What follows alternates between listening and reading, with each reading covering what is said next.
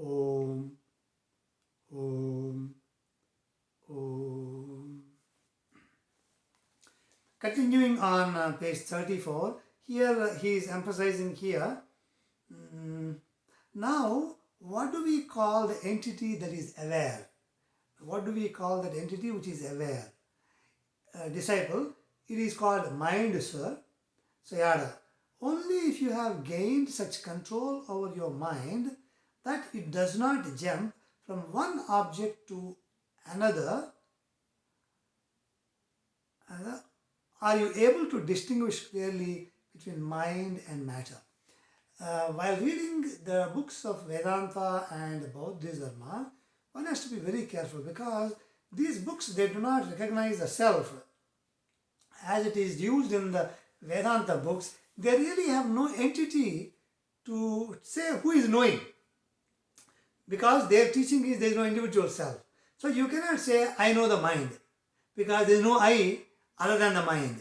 So it can be very confusing, at least to me for a long time. Now I reconcile in this way. Now he's saying, so he is asking, what do we call the entity that is aware? He says, it is called mind, sir. The disciple is saying mind. So, but in our standard terminology, we don't equate the self with the mind. But in another way, when we look at it, the mind itself is a self. Because in my common experience now, or in your common experience now, we don't know a self separate from the mind. Because the self that we talk about, even in Vedanta, that is superimposed or adhyaropita with the I thought and the mind. So mind and the proximity of the self, one self of all, is indistinguishable. So what all we know is only the self, which is also the mind.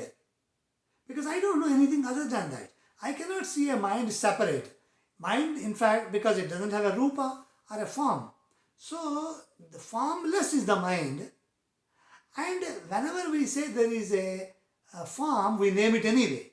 So if I see an object, I can identify an object, then I would name anyway. So in this context, what Sayadaw is saying is, that anything that you name is the object, and the nameless is the mind. Nameless is the mind. So he calls it rupa. So he calls it a rupa, meaning the sense of touch, which is a representation of the object, and the knower, which is only the name, because there is no form for it. So the name, he calls it as the mind, and the rupa, he calls it as the object. So what all we know is nama and rupa, he says. Nama and rupa, he says. This is not in equal terms with the Vedanta. Because the nama rupa there, we put to the Jagat only. The knower is different. But because in the Buddhistic terms there is really no knower or an individual knower, then they have to say the mind is the knower, because the knowing faculty is mixed with the mind. So it is only a name. Mind doesn't have a form. So it is only a name, he says. So understanding this mind and matter are in his terminology as a nama and rupa, mind and the object, is the whole thing that is needed. There is no really necessity to debate about the different dharmas as they are envisaged and described in the Tripitaka volume, what they call Abhidhamma, Abhidharma. Abhidharma is a textbook which enumerates these dharmas or phenomena in the analytical understanding of the self and knowing. Similar to the textbooks like Vedanta Paribhasha, like Vedanta Paribhasha of Dharmaraja Adhvarendra. So obviously there is no systematic textbook written in the Upanishadic time saying these are all categories. So later on, the Mahatmas, Panditas, scholars who understand the Vedic teaching, they try to compose a formal textbook of definitions and different categories. One of them is, for example, the Vedanta Paribhasha of Dharmaraja Adhvarendra. Similarly, here we have Abhidhamma or Abhidharma, which is a book of categories, and that systematically explains. In some way, to some extent, we can also compare it with Brahma Sutra. But there it is expounding a philosophy, not necessarily the preliminary categories or tattvas. That is also done here in the Abhidharma book. So he is saying there is really no need to worry about these categories and categorization, classification and analytical study. You just focus on the breath and come to know the mind and matter coming and going, etc. And you realize that there is no self in either the individual or in any of the phenomena. That is the Theravada Buddhism, the one of the three modes of Buddhism as it is propagated now. The Theravada Buddhism, or which is also called Shravakayana in some sense, or Hinayana. So this is the fundamental teaching of that, where the focus is on the practice. There is a term called Pariyatti and Patipatti or Pratipatti. So Pratipatti or Patipatti is the practice. Pariyatti is knowledge, is teaching, like a jnana. Okay? Whereas a Patipatti or Pratipatti is practice. So he emphasizes on the practice here all the time. The next chapter is called Flight of an Arrow. Interesting. Here I see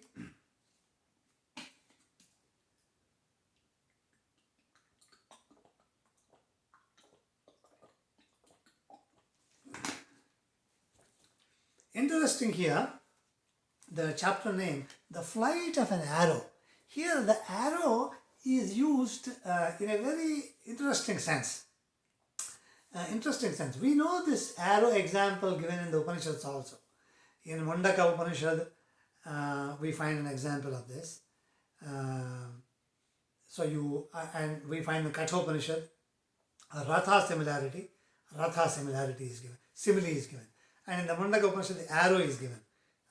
So you take Brahma, you take the arrow, and the Omkara is the arrow, and you shoot it to Brahman to meet the target. Like that you find a simile given. Not coming to my memory in terms of the mantra, so I could not tell you. So, but here, the flight of an arrow here uses the arrow for a very, very creative understanding. It says, when you shoot an arrow, what do we know? Let us say the arrow goes and hits the target. There may be situations where the arrow does not go and falls in between.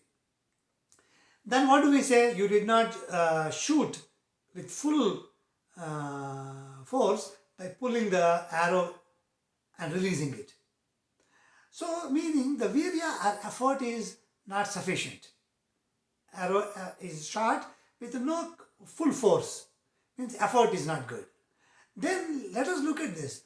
When the arrow is shot with full force and goes to the target, how does it go? Does it start, go somewhere, slow down, take rest, again go, take rest, etc.? No, it goes straight there. So he uses the example of an arrow in that sense. So he says, when you sit for meditation, do not slack in between. Take pauses, take gaps, and then you will never reach. If an arrow was to say, okay, I already traveled 50 meters, so I'll take 2 minutes gap and then go. Will it go ever? No, never it will go. So he says, if you are meditating, take a commitment that you will put full energy continuously until you hit the target. By not pausing, resting, procrastinating, postponing, etc., etc. So he uses that in that sense. Very interesting. Thanks, Sayadaw. If you put forth effort as you are doing now, you will of course get it. But thoughts and doubts may come up in your minds. Will I have to suffer? Will this practice be trying? You have already acquired some knowledge of the Buddha's teachings according to your individual capabilities.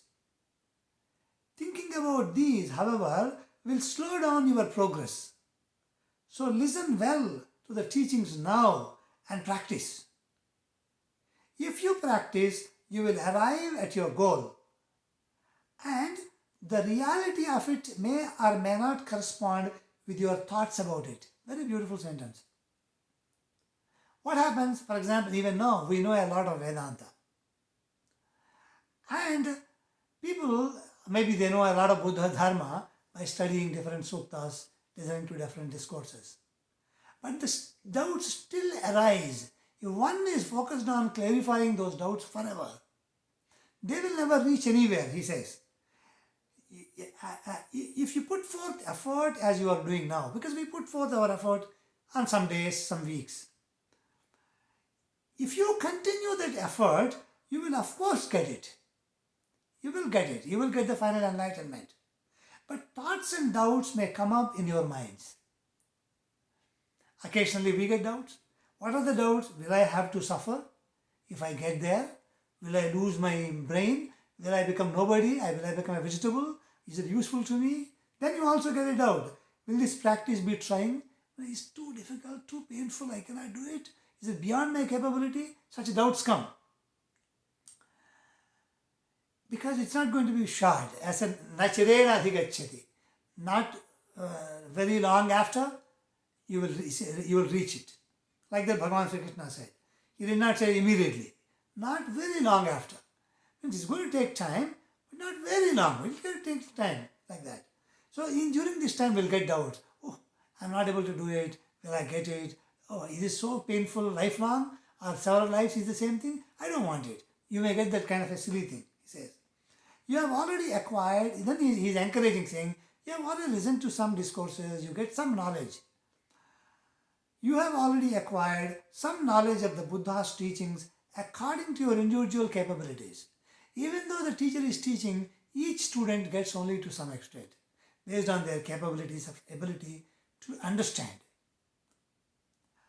Thinking about these, however, will slow down your progress. But if somebody is stuck with these concepts and explanations, it will slow down your progress. That's what he is saying, Webu Sayādaw.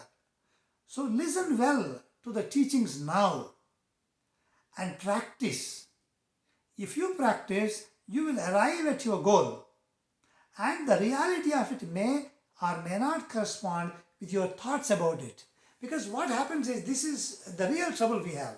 We have such an imagination of how the goal is going to be. So, if one is stuck with their imaginations, they may not necessarily be really thinking about how the real goal will appear. So, thinking is useless. That's what he is saying here. So, do not even worry about understanding everything that has been said to you, because you understood based on your capability.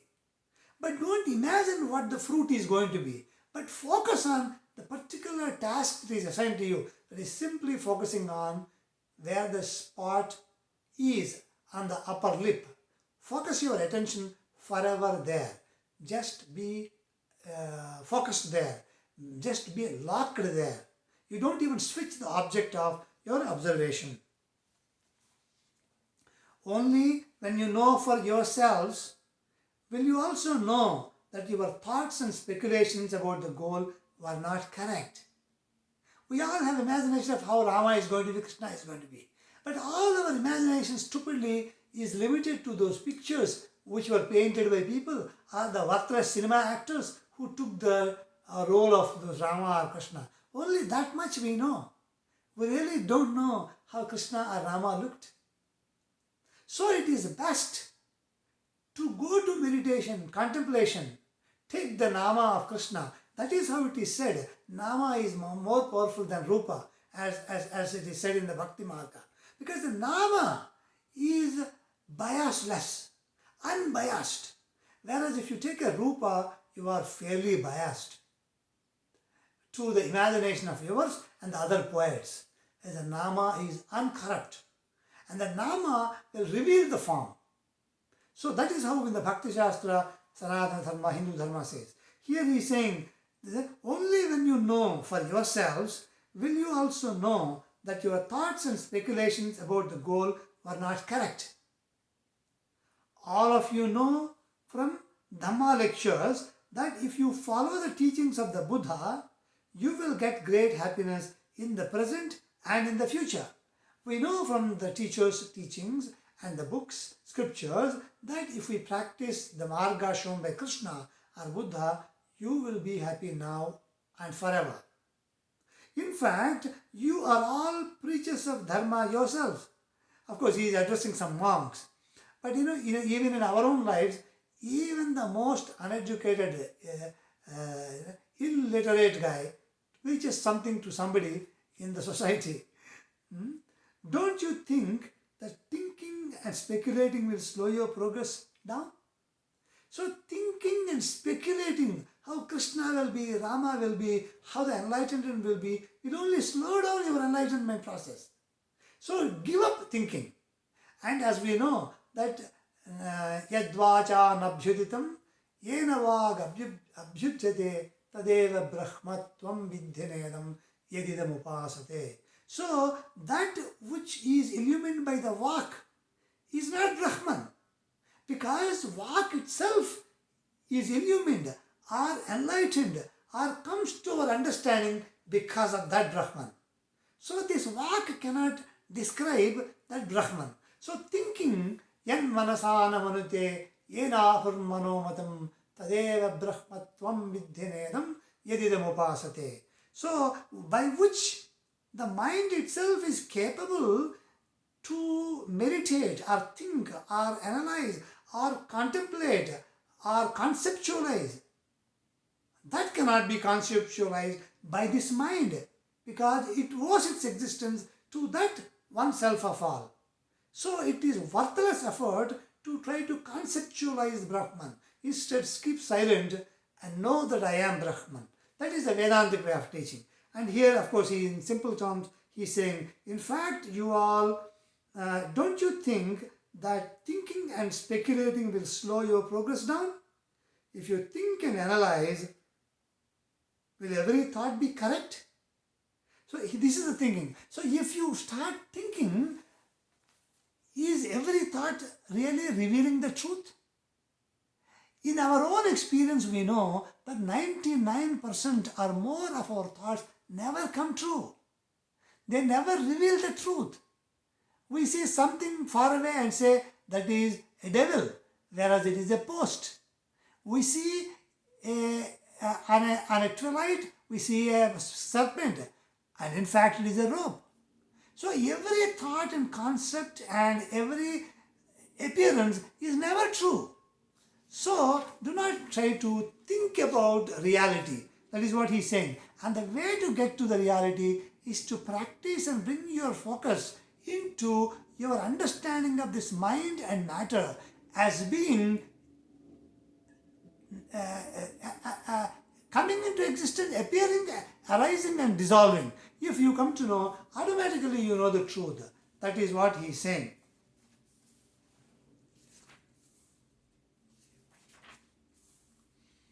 Here again, on page 42, to meditate means to be so closely aware of the object that it never escapes our attention.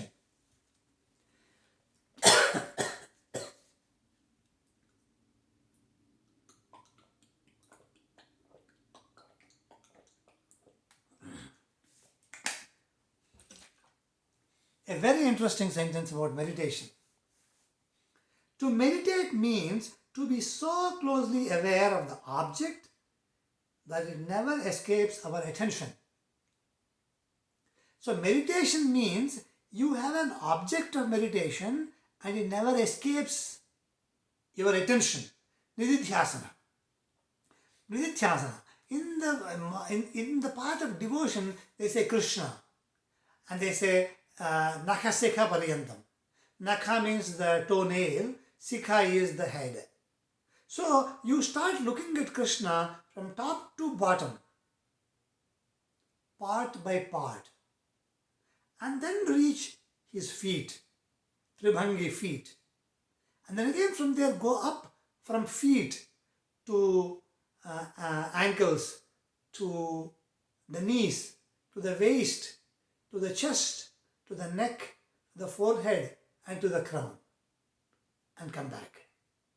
So this continuous visualization of Krishna as your object of meditation, or Dhanurdhari Rama, Rama wielding a bow. Continuously looking. So a sadhana or a practice in the devotion, path of devotion, where you have an object, a mental object of Krishna or Rama. Of course, for a Buddhist, they do not take these forms. Of course, there is a meditation maybe they would do on the form of Buddha. Here, even those are discarded. Here we are only focusing on the incoming and outgoing breath, because the breath is always accessible, always available. It is not subject to our imagination. Not even, it is much better tool, more refined tool, more subtle tool. Maybe I am wrong in saying that. Here in this particular thing, because prana is grosser than the mind. However, here the breath is most tangible because I have a gross body and I am associated with the gross body. So it is the most proximate here for me. To know the mind and the object of mind. So here he is saying to meditate means to be closely aware of the object, that it never escapes our attention. So keep that object of meditation always in front of you, whether you are here working, sitting here, or walking, or going for grocery shopping, or eating your food, or doing your work. If the object of meditation is in your attention, then that is meditation. So the beautiful and easy definition. Here on page 44, the peerless Buddha penetrated all this with his own super knowledge and then was able to teach it. But what can we know for ourselves? We can know mind and matter simultaneously. And what will we get from this awareness? We will be able to understand the characteristic of their behavior. You need not do anything special. Just practice as you are practicing now. Keep your attention focused on the spot, and as you gain the ability to keep your attention with the awareness of breathing and the spot, mind and matter will talk to you. I'll read the last sentence again. Keep your attention focused on the spot, and as you gain the ability to keep your attention with the awareness of breathing and the spot, mind and matter will talk to you. He's saying they will reveal to you the truth of matter and the mind. Their nature will be known to you. In the Patanjali Yoga Sutra also, it is called Samyama. Samyama. Samyama means you focus your attention on an object and you will come to know its nature. You gain power over that element. That is how they gain the power over air, the fire, water, etc. So once you gain the power over fire element by Sanyama, fire will not burn you. So these are all different samyamas that are taught in Patanjali Yoga Sutras. Here he is saying mind and matter will reveal to you.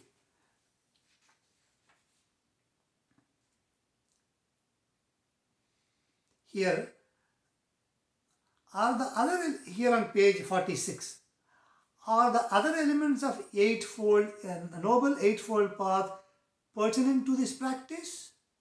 Are the elements of the noble eightfold path pertinent to this practice? Sayadaw asked.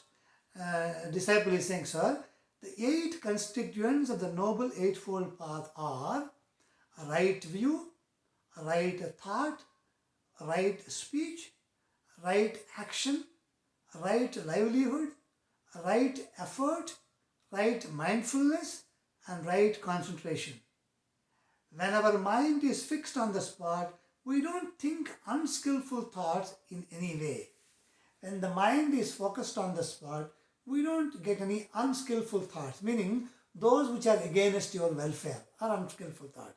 If a thought comes which is going to give you some temporarily something, your work may be done for now, but on the long term it is against your welfare. It is not a skillful thought. It is an unskillful thought.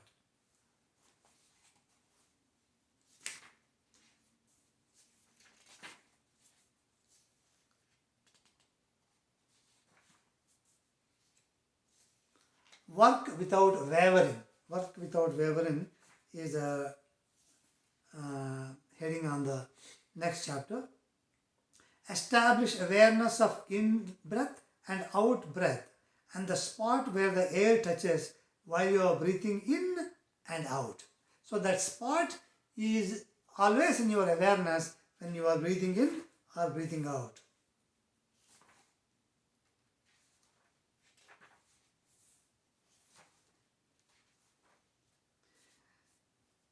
And there is one other sentence here. Laziness and torpor are our enemies. Therefore, Mahakasyapa reached this position in which the enemy attacks,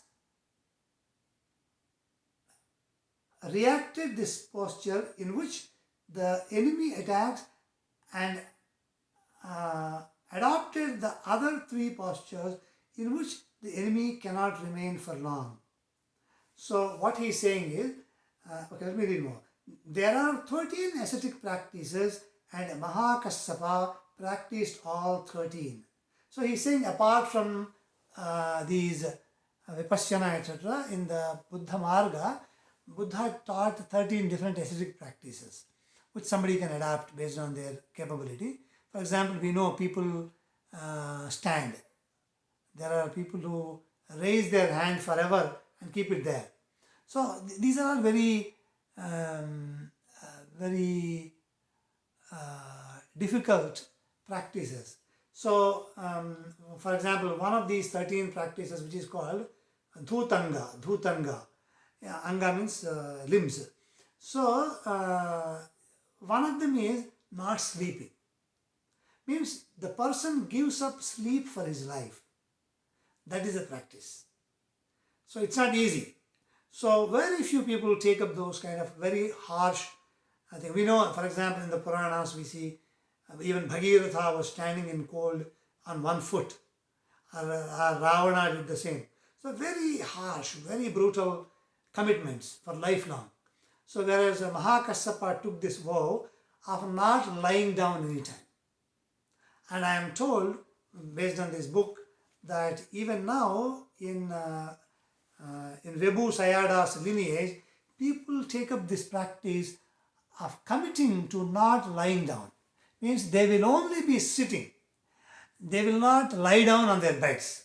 They don't have anything called a bed or a pillow in their life. They will be sitting, standing or walking. Only these three. And Mahakasyapa adopted this practice. So because what he is saying is, you need to have this determination to get through. And slowly once you conquer it, they will not bother you anymore.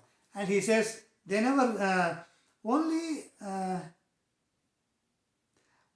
those among the disciples of the Buddha with the strongest determination practiced the sitter's practice. The sitter's practice. That is, did not lie down at all 24 hours a day. If one takes up the sitter's practice and makes the strong determination not to sleep, this sloth and laziness cannot overpower him. Though these noble disciples of the Buddha did not lie down or sleep, they lived long and were very healthy. So he is saying it needs a huge amount of determination and to execute it for life, and over time the sleep will not bother and it will not cause any deterioration of their health, etc. We know that sleep is basically our own tamoguna. And we know even in the case of Arjuna, he is called Gudakesha. Means he has conquered sleep. Gudakanam Isha. So he has conquered sleep, Arjuna. We know the case of Lakshmana. He did not sleep for 14 years while he was accompanying Rama. So, and of course, nothing less, his wife also for 14 years did not sleep, Urmila, because she had a commitment for her husband and she said, my husband is not sleeping, I am not going to sleep either. And so these are all great commitments and they did not suffer ill health. That's what he is saying here. Sayadaw on page 64. Even if you are aching and stiff, there is a place where there is no pain. There is sleepiness. And there is also a place where there is no sleepiness. So what he is trying to say is, when we sit for meditation, it is going to hurt our legs, ankles, and knees. And depending on the posture, every other part of the body will be hurting, aching seriously. But he says, if you give up, it is not a solution. So also know that when it is aching, there is a state, there is a place where ache and suffering and pain is not known. So you try to reach that state. So that is the message he is saying here. It will hurt, your knees will hurt. But instead of giving up and then worrying about the knee, your only way is to be free from the pain, to discover the spot, discover the place or the stage or a state where there is no pain. So it is also a meditative state. He is encouraging people to take up and recognize those meditative states where there is no pain or where there is no sleepiness. We'll continue. Om Shanti, Shanti, Shanti.